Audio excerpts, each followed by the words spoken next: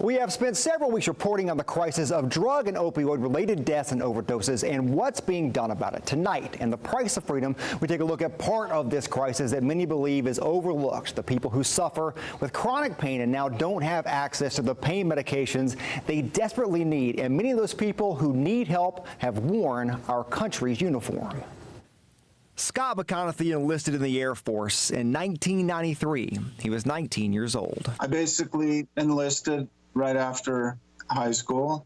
April 19th, 1995 is a day many people in this country will never forget. At 9:02 a.m., the Alfred P. Murrah building in Oklahoma City was bombed, killing close to 170 people and injuring more than 680 others. That morning, Scott McConaughey was 8.5 miles away at Tinker Air Force Base. He was one of the many people who responded to the bombing. When I showed up, it was such a big explosion that it actually had lit vehicles on fire that were down the road. So there's all these fires going on, and they didn't know that it was a bomb at first. He spent the first 2 days at the site of the explosion. Then he volunteered to work with the U.S. Marshals after that. They would get bulldozers and load up dump trucks and then take them out to this field and dump them. And me and other guys and marshals would sift through. And that's how we found a lot of evidence. And that's what it was. It was evidence collection. But in that process, and I don't want to get too much into it because it's upsetting, but there was a nursery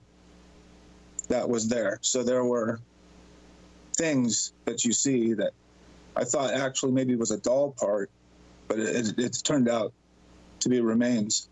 Today, Scott and his wife Emily live in Oregon. We talked to them via Skype, but Scott says for months he has struggled to leave his home. He suffers from PTSD from the Oklahoma City bombing. He has Crohn's disease and chronic pain from injuries to his back and knees from training incidents during his time serving in the military and several other health issues. It's pretty bad. It's just trying to survive every day, hour by hour. And you know, sometimes it feels like a minute will go by and it feels like 3 or 4 hours. And the days are just really, really long. He says a little more than a year ago, he was feeling much better. He was able to work and sleep and go on hikes like this with his wife. So he says he asked to have his medication reduced by 50%.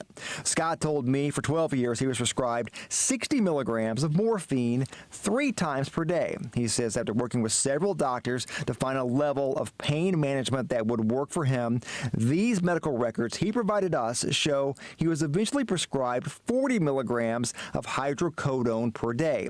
That's a fraction of what he was taking a little more than a year ago. But not long after that, he claims he was told the VA would no longer prescribe him any pain medication. He says now he can't manage his pain enough to work, sleep through the night, and he struggles to leave his home. But I can really see how other people that don't have the support system that I do, that this could actually cost lives in a couple of different ways, because there's a lot of hopelessness in this. Absolutely.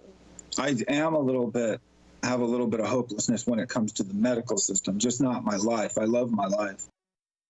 Scott McConaughey says during all of this, he asked to have his pain medication increased, but claims that request was denied several times by doctors at the VA. He told us he took his complaints to the White House Veterans Crisis Line and his local VA Medical Center's chief of staff. He claims not long after that conversation, he was told the VA would no longer fill his pain medications. He told me he believes that he was, quote, retribution for his complaints. Now, we reached out to that VA Medical Center in Oregon for comment. They have not specifically spoken about this veterans case, but they did defend the administration's practices on pain management. They told us in part, quote, the VA has been recognized by many as a leader in the pain management field for the responsible use of opioids. The department is sharing its knowledge and experience with federal and local governments across the nation's healthcare networks. We will have the full statement on our website. Josh, thank you very much for that. All right, let's go outside now with a look